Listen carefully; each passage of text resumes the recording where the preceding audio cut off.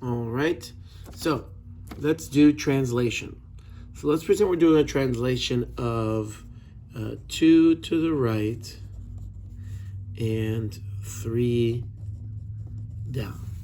So you grab every dot and you're going to do this exact movement, creating a new triangle that looks exactly the same as this, congruent, but in a new location, 2 to the right and 3 down.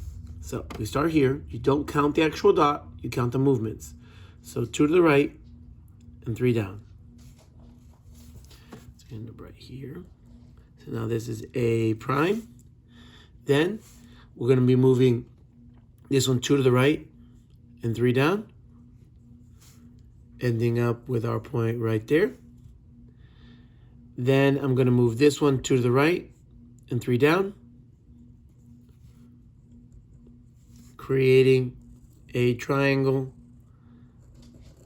that has been translated 2 to the right and 3 down. Now let's do reflection. So I'm going to do 2 reflections, one off the y-axis and one off the x-axis, so you can see both. But sometimes the reflection is not exactly those points either. So let's do a reflection. So let's reflect off of the y-axis first. So this is the mirror, okay? You can also think of it as where I'm going to flip the paper so that it lands over here on this side. So B is on the line, so that's going to stay right there. That's not going to move at all. A is 1, 2 away from the line, so from the mirror.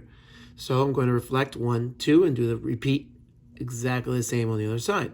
So that's now A prime. This is B and B prime. C is 1 away, so then I do 1 away, and there's C prime. So you just figure out how far it is from the mirror and then repeat. Now I'm going to reflect off of the x-axis, so you can see another one. This is the x-axis.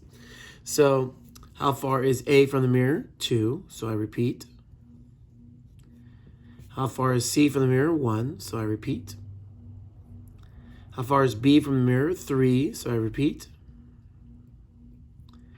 And now I've created a mirror image. Mirror image. Now we'll go over here and we'll do a rotation. So let's do a rotation of 90 degrees.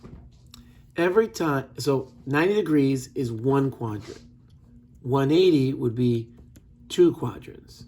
270 would be 3 quadrants. And you always go in this direction, counterclockwise. So here's A, okay? This is, the location of A is 1, 2, 3, 4, 1. So I always say this line first. So A is at 4, negative 1. All right? If A is at 4, negative 1, when I move into this quadrant, okay, the numbers 4 and 1 are going to switch places. Not the signs. The sign depends on which quadrant you land in. So this quadrant is positive, negative, okay? So A is at 4, 1. So to rotate, I have to go to 4, 1 in this quadrant. So 4, 1. So it's going to end up, so this is 4, 1. So this is going to be 1, 4. So I'll make 4 over here. There's no 4, so let's make an imaginary line here. There we go. So next one, B. B is at 2, negative 1. So it's got to be at 1, 2 in this one. In this quadrant. You always say this line first. So it was 2, 1. Now it's going to be 1, 2. And the signs are going to be positive, negative for every single coordinate in this one. So C is going to be 2, 3. So now I'm going to go to 3, 2.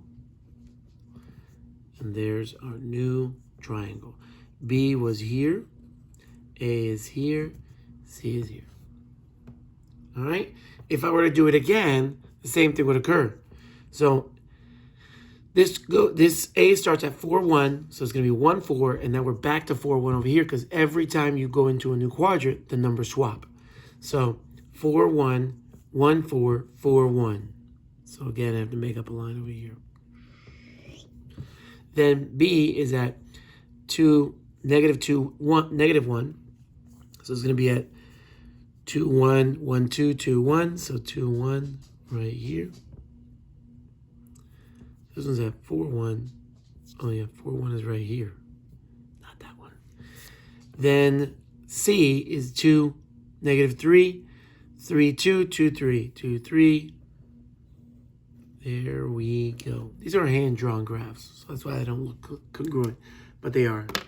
So a mistake on my part for that first dot, but that's it.